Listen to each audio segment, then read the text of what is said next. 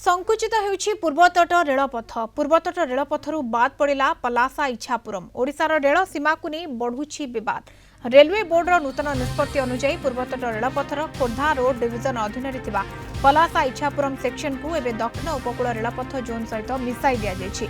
ओडिशार स्वार्थ एवं रेल सीमा को नहीं यह एक बड़ चर्चार विषय पलटिछि।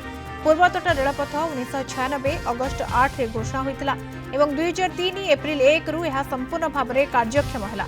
आरंभ समय एथिरे 3टी डिविजन रहितिला खोर्धा रोड संबलपुर एवं ग्वालटेयर। यार कार्यक्षेत्र प्राय समग्र ओडिशा समेत आंध्र प्रदेश किछि अंश एवं छत्तीसगढ़ पर्यंत व्यापी थिला। विशाखापट्टनम रे नुआ दक्षिण उपकूल रेलपथ गठन हेबा परे ग्वालटेयर डिविजन को भांगी दिया गला। एबे पूर्वतट रेलपथरु बाद पड़िला पलासा इच्छापुरम। एबे पूर्वतट रेलपथर खोर्धा रोड संबलपुर एवं नुआ करी गठित रायगड़ा डिविजन रही। ओडिशावासी दीर्घ दिनरु गोटिए राज्य गोटिए जोन दाबी करि आसुथिले भी ओडिशार अनेक गुरुत्वपूर्ण अंचल एबे मध्य कोलकाता स्थित दक्षिण पूर्व रेलपथ अधीन रे रही।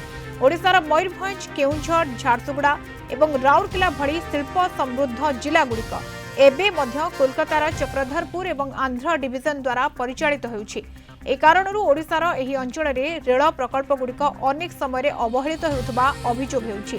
भारतीय रेलवाई पई पूर्वतट रेलपथ सबुबेले सबुठारु अधिक लाभजनक जोन होई रही आसिछि।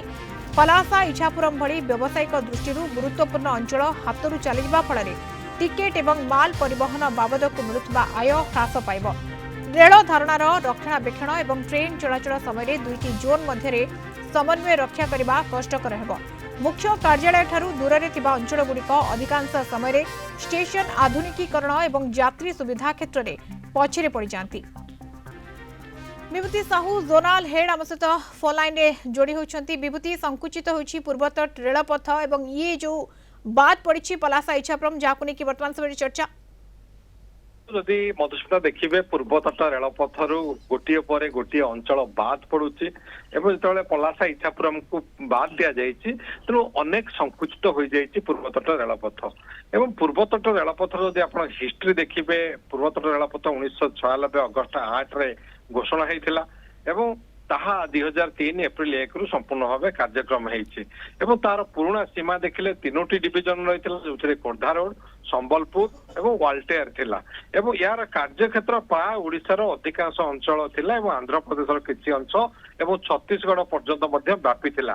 किंतु जदि एबेकार स्थिति आपण देखिबे विशाखापट्टनम नुआ दक्षिण उपकूल रेलपथ गठन हेबा परे ग्वालटेयर डिविजन को भांगी दिया गला। एबे पूर्वतट रेलपथरु पुणी पलासा इच्छापुरम को बाद दिया गला।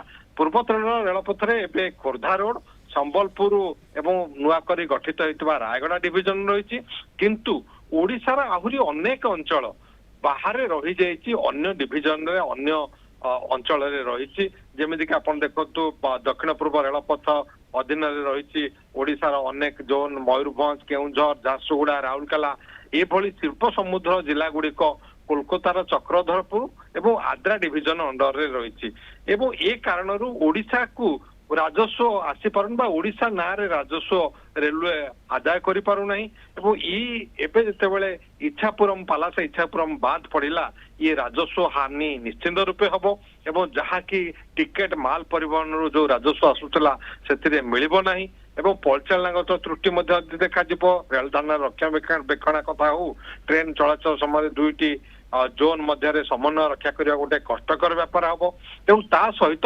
रेलवे डेवलपमेंट ये विकास रे बाधा सृष्टि करिवो। तेणु एथुरु प्रमाणित होउची जे पूर्वतट रेलपथ को संकुचित करा जाउची एवं जहां वर्तमान स्थिति रे आसी पूर्वतट रेलपथ पहुंचला ये अति नगण्य। तेणु संपूर्ण ओडिशार जो दाबी रहिथिला जे गोटिए राज्य गोटिए रेलपथ ताहा हेले ओडिशा समृद्ध हो पारंता रेलपथ रे एवं रेलपथरु मध्ये ओडिशार राजस्व बा ओडिशा ना रे रेलपथ आज राजस्व जहाँ आदाय करंता ताहा ओडिशार रेलपथर विकास रे अनेक सहायक हो पारंता। मधुस्मिता धन्यवाद विभूति सूचना जोनल हेड विभूति साहू आम सहित जोड़ी होते।